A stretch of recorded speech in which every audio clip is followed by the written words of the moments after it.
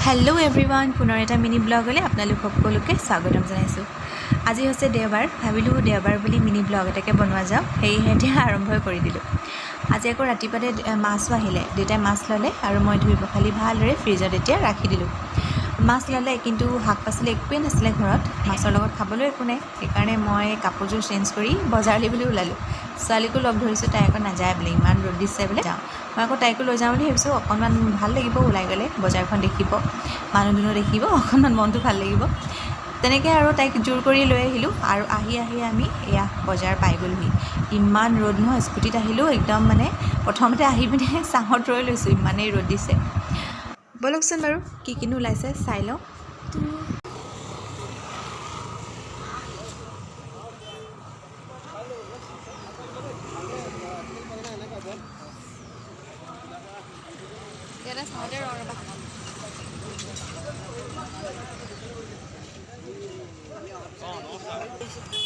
পকা পকা চাই দিব কিবা খাব নিদিব এইবিলাক এই পকাবিলাক যে সেইবিলাক দিব।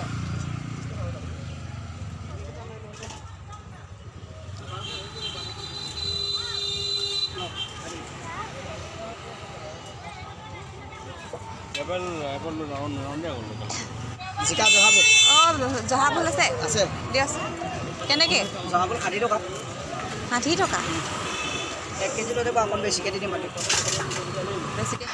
প্ৰথমতে মই মাছৰ লগত খাব পৰা বস্তুহে লৈ লৈছোঁ জহাভোল আৰু বিলাহী জহাভোলৰ লগত খাই ভাল লাগে।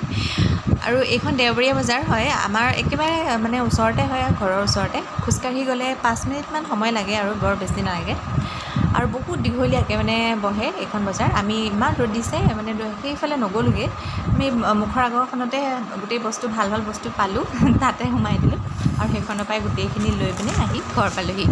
ইমানেই গৰম লাগিছে আৰু এয়া দেখিছেনে মোনা ভৰাই আনিছোঁ দেই আৰু বজাৰত যে মানে বস্তুবিলাকৰ ইমান দাম নোৱাৰি আৰু পায় তেনেকৈ আৰু টাকৰ টুকৰকৈ খাব লাগিব। আৰু এতিয়া বজাৰখিনি সামৰি ময়ো নিজৰ কামত লাগিলোহি।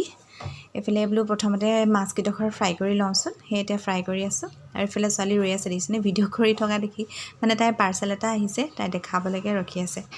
আৰু আজি একেবাৰে আনবক্সিং হৈ গৈছে দেই এইফালে আমাৰ মিষ্টাৰে আনবক্সিং কৰি আছে আৰু এইফালে চাওকচোন কপালে চপালে কিনো লগাই আহিছে। আজি মানে দেওবাৰ যে আমাৰ ৰাজহুৱা বৰনামঘৰত কাম চলাই আছে সেইকাৰণে বোলে দেওবাৰ বুলি অকণমান নামঘৰলৈ গ'ল আৰু সেয়া হাতে চাতে কিবাকিবি ৰং চং লগাই আহিছে। এয়া চাওক ঘড়ী দুটা অৰ্ডাৰ দিছিলে। আমাৰ ছোৱালীয়ে মানে ইমান ঘড়ী ভাল পায় নহয় ঘড়ী চাব নজনা সময়ৰ পৰাই মানে তাই ঘড়ীৰ প্ৰতি হেঁপাহ।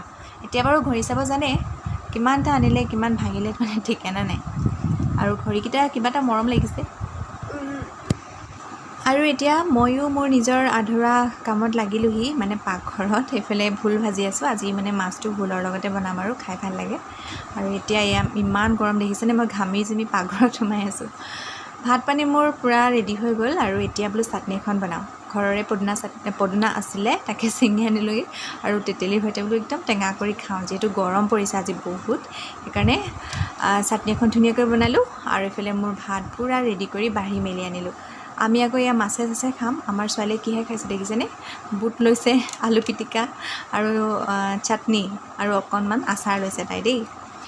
আৰু তাই বোলে গৰম লাগিছে আজি মানে পকাতে বহি ভাত খাই বোলে সেইকাৰণে মাক জীয়েকে দুইজনীয়ে আহি মানে পকাতে বহি ভাত খাইছোঁ। আৰু গৰম দিনত পকাত বহি ভাত খোৱাৰ মজাটোৱে বেলেগ নহয় জানো। ঠিক আছে এতিয়া ভাতখিনি খাই লওঁ আৰু আজিৰ মিনি ব্লগটো ইমানেই আছিলে। মিনি ব্লগটো চাই কেনেকুৱা পালে কিন্তু জনাবলৈ নাপাহৰিব। ঠিক আছে আজিলৈ আহোঁ বাই।